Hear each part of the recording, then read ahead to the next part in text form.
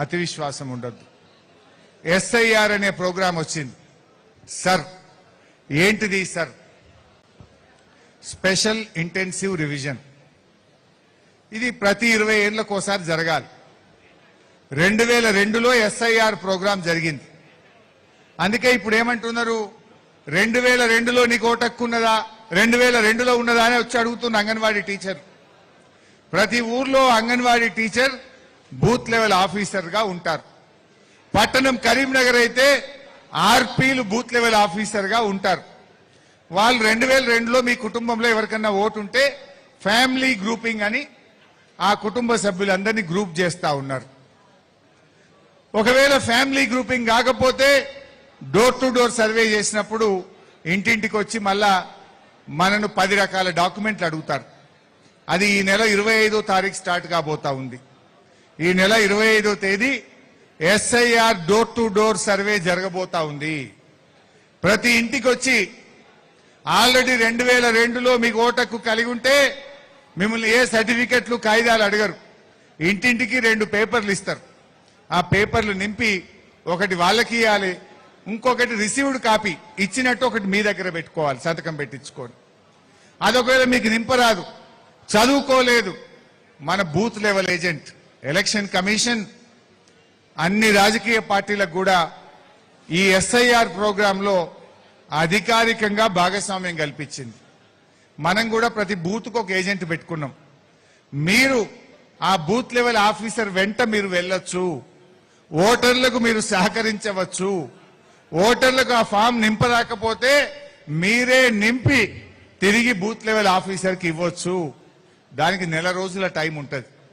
July 25 నుంచి June 25 నుంచి July 25 దాకా ఈ ఫామ్స్ నింపి వాపసు ఇవ్వాల్సి ఉంటుంది. జూలై ఎండింగ్ లో డ్రాఫ్ట్ పబ్లికేషన్ వస్తుంది. ఆ తర్వాత మళ్ళీ ఒక సెకండ్ రౌండ్ చేస్తారు. అబ్జెక్షన్స్ పెట్టడానికి అవకాశం ఇస్తారు. మీ ఆర్డీఓ, మీ రిటర్నింగ్ ఆఫీసర్ ఎవరైతున్నారో ఆయనే ఈ సర్ ప్రోగ్రామ్ కి ఇన్ఛార్జిగా ఉంటాడు. మీ ఎంఆర్ఓలు, అసిస్టెంట్ రిటర్నింగ్ ఆఫీసర్లు ఎవరైతున్నారో వాళ్ళు మండల స్థాయిలో వాళ్ళు బాధ్యులుగా ఉంటారు. సో గ్రామంలో బూత్ లెవెల్ ఆఫీసర్గా అంగన్వాడీ, మండలంలో ఎంఆర్ఓ, నియోజకవర్గ స్థాయిలో ఆర్డీఓ, జిల్లా స్థాయిలో జిల్లా కలెక్టర్ దీనికి ఇన్ఛార్జిగా ఉంటారు. సో మనకి ఎక్కడన్నా 2002లో ఓటు లేకపోతే ఎస్ఎస్సి సర్టిఫికెట్ కానీ, పాస్పోర్ట్ కానీ, ఎలక్ట్రిసిటీ బిల్లు కానీ, నీ పేరు మీద ఒక 10 రకాల ఆధారాల్లో ఏదన్నా ఒక ఆధారం చూపిస్తే మీ ఓటు నమోదు చేయడం జరుగుతుంది. మీ పిల్లలు, మీ బంధువులు దుబాయ్లో ఉన్నారు, బెంగళూరులో ఉన్నారు, ఇంకెక్కడో ఉన్నారు, మరి వాళ్ళది ఎట్లా? వాళ్ళు రావాలన్నా అవసరం లేదు. ఆ ఇంటి యజమాని కానీ, ఆ ఇంట్లో మేజర్గా ఉన్నటువంటి వాళ్ళు ఎవరన్నా సర్టిఫై చేసి వాళ్ళ వివరాలు నింపి ఇచ్చేస్తే కూడా, వాళ్ళు సంతకం పెట్టిస్తే కూడా వాళ్ళ ఓటు కూడా నమోదు చేయడం జరుగుతుంది. సో ఎస్ఐఆర్ అనేది ఎందుకు ఇంపార్టెంట్ అంటే, మన పార్టీ సింపథైజర్సో, బీఆర్ఎస్ అభిమానులో, కేసీఆర్ అభిమానులో, మీ కుటుంబ సభ్యులో, మీ బంధుమిత్రుల ఓటే మిస్ అయితే రేపు మనకే నష్టం కదా. అందువల్ల మనం రాజకీయ పార్టీలుగా ప్రతి ఒక్కరం కూడా జాగ్రత్తగా చేసుకోవాలి.